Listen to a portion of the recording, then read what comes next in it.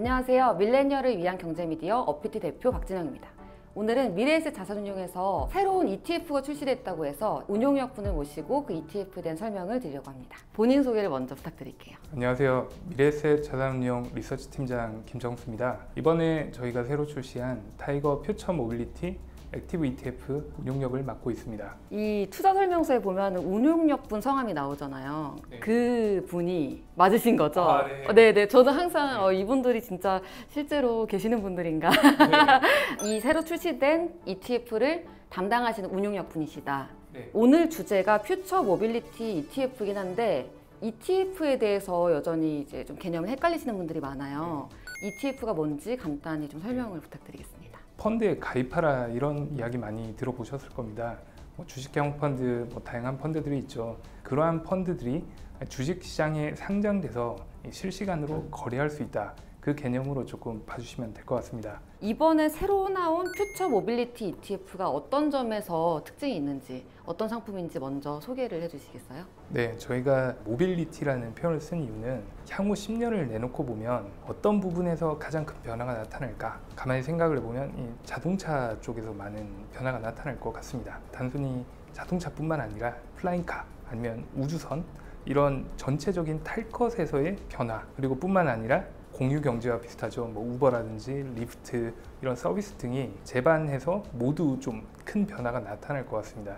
그래서 저희가 단순히 자동차만 국한되는 것이 아니라 전체적인 모빌리티 변화라고 이제 조금 표현을 하고 싶어서 이름을 퓨처 모빌리티라고 지었고요. 구체적으로 크게 4가지 부문을 조금 포함을 합니다. 첫 번째는 전기차라든지 수소차 이런 부분이 있고요. 두 번째는 자율주행 그리고 소프트웨어, 세 번째는 우주항공이라든지 플라잉카, 마지막 4번째는 자동차 전장이라든지 이런 쪽 부분에서의 큰 변화가 나타날 걸로 보고 있습니다. 제가 생각했던 것보다 굉장히 광범위한 느낌도 들어요. 전기차에서 친환경으로, 친환경에서 우주로 이런 느낌인데 퓨처 모빌리티 ETF에는 대표적으로 어떤 종목들이 들어가나요? 전기차, 수소차 관련 기업들이 가장 큰 비중을 차지하고 있고요. 자율주행 관련된 쪽, 그리고 최근에 미국 보시면은 버진 갤럭틱이라든지 이런 우주항공 그리고 우주여행 관련된 비즈니스가 좀 각광을 받고 있습니다. 한국에서도 그에 맞춰 수혜를 볼 수 있는 기체 부품이라든지 혹은 시스템을 개발하고 있는 기업들이 좀 일부 있고요. 무인 자율주행이 되면 결국 서비스로 이어지지 않겠습니까? 플랫폼 기업들, 그런 기업들까지 조금 포함하고 있다. 그렇게 봐주시면 될 것 같습니다. 퓨처 모빌리티 ETF라고 부르지만 정식 이름은 길이잖아요. 미래에셋 타이거 퓨처 모빌리티 액티브 증권 상장 지수 투자 신탁 괄호 열고 주식 이렇게 돼 있는데 이걸 좀 끊어읽기를 같이 해보고 싶어요. 일단 미래에셋은 미래에셋 자산운용에서 만든 타이거는 브랜드 이름이고 퓨처 모빌리티가 방금 얘기해 주신 산업 이런 산업 주제 그쵸 이름이고 액티브 증권이라는 거는 무슨 뜻일까요? 대부분의 ETF들은 패시브 ETF라는 표현을 씁니다. 우리말로 하면 수동적이라는 표현을 많이 쓰죠. 이게 어떤 부분에 수동적이냐면 기존의 패시브 ETF들은 벤치마크, 비교 지수가 있습니다.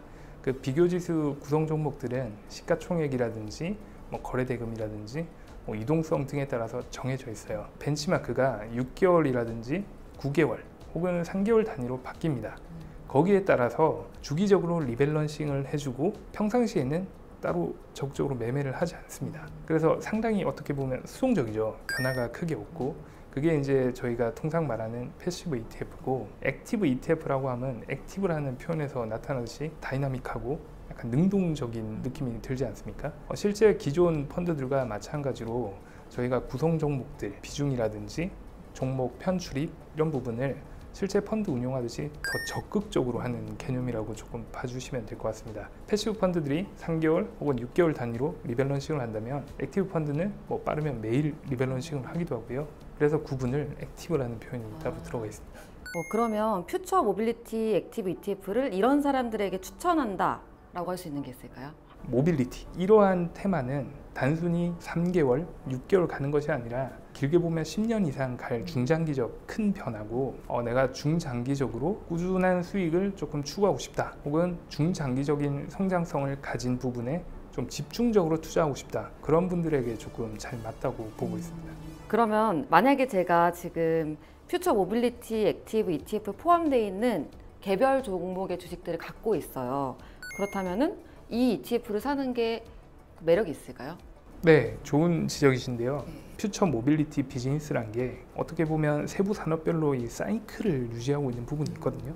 이쪽이 좋을 때가 있고 안 좋을 때도 있고, 근데 저희가 종목 하나하나에 집중 투자를 해놓게 되면은 전체적으로 봤을 때는 이 변동성 자체가 상당히 커지게 됩니다. 이런 사이클이 각각 다른 부분을 포트폴리오 구성을 해놓으면 전체적인 자산이 매일매일 변동성에 휘말리지 않고 좀 안정적인 이제 수익성을 이제 볼 수가 있는데, 그런 부분을 이제 개인 투자자분들이 매일매일 이걸 확인하시거나 또 분석하시거나 시간적 혹은 공간적으로 이제 물리적인 제약이 많으신 분들이 있으시기 때문에, 그런 분들은 이 ETF를 투자하시면 자연스럽게 포트폴리오 효과를 누리면서 액티브 ETF지 않습니까?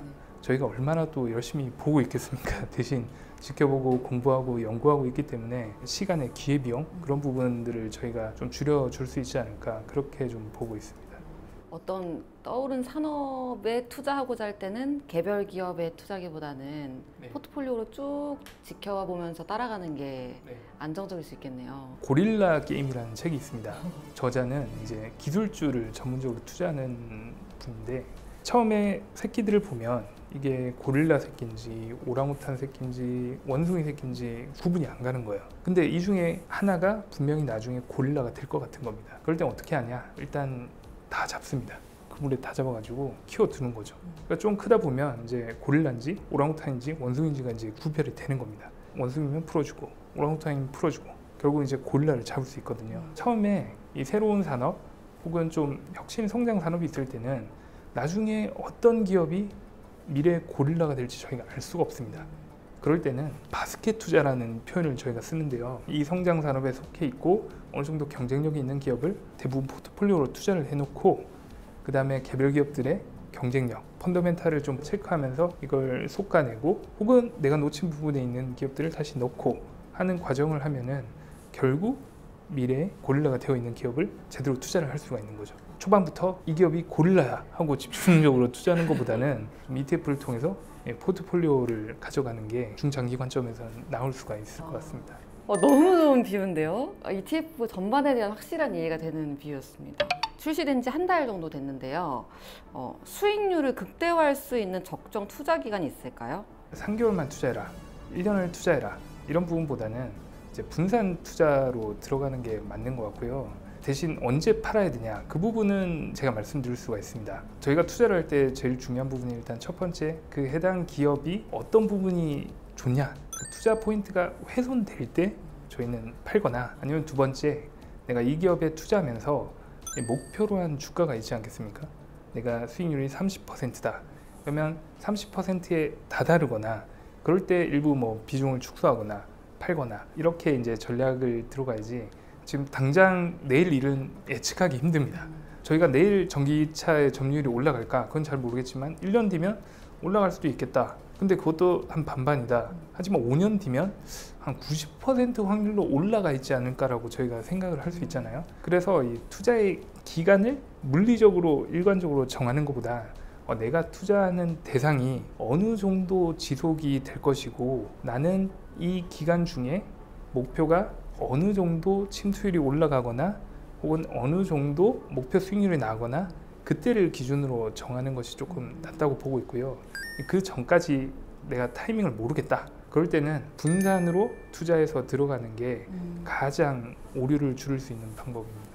그러면 이 ETF는 발생하는 수수료가 있을까요? 네, 지금 총 0.77%고요. 저희가 BP라는 표현을 씁니다. 72bp, 그러니까 0.72%는 이제 운용 보수 수수료고, 그 밖에 이 펀드를 운용하고 유지하기 위해서 회계라든지 뭐 제반 서비스라든지 이런 쪽 비용이 들지 않겠습니까? 그게 한 5bp 정도 됩니다. 그래서 총 0.77%고요. 개인분들이 이제 거래를 하시게 되면 운용 보수 그리고 수수료 이런 거 외에도 거래 제반 수수료가 또 발생을 하기도 합니다. 그런 부분은 이제 증권사마다 조금 차이가 있기 때문에 전체적으로 이 펀드의 수수료는 0.77%다, 그렇게 봐주시면 될 것 같습니다.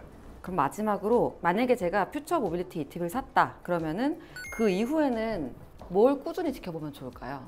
일단 전체적으로 투자하는 포인트가 전기, 수소차, 플라잉카, 우주항공, 그리고 공유 경제 이쪽 부분이기 때문에 그런 모빌리티 전반적인 부분에서 어떤 변화가 나타나는지 계속 체크를 해줘야 되는데요. 그 대표 기업들이 있습니다. 좀 미국에서 이런 부분이 가장 크게 활성화되고 있기 때문에 제일 빠른 방법은 이 관련 기업들의 주가를 체크를 하는 겁니다. 전기차 같은 경우에는 테슬라죠. 그럼 테슬라 주가가 올랐냐 빠졌냐, 올랐으면 왜 올랐냐, 빠졌으면 왜 빠졌냐. 왜냐하면 이런 주가에 대부분 글로벌 투자들의 시각이 반영이 되어 있기 때문에 테슬라가 오르면 다음날 한국의 배터리 기업들 주가가 오를 가능성이 높고요. 홍콩, 중국 시장에서 또 관련 기업들의 주가가 오를 가능성이 높습니다. 각 업종 대표 기업들 주가를 이제 끊임없이 체크, 그리고 관련 뉴스 플로우를 확인, 이 부분이 조금 필요하고요. 두 번째는 이쪽 부분에서 정책적인 변화라든지 어떤 기업들이 대규모로 투자를 결정했다, 혹은 M&A를 한다, 이런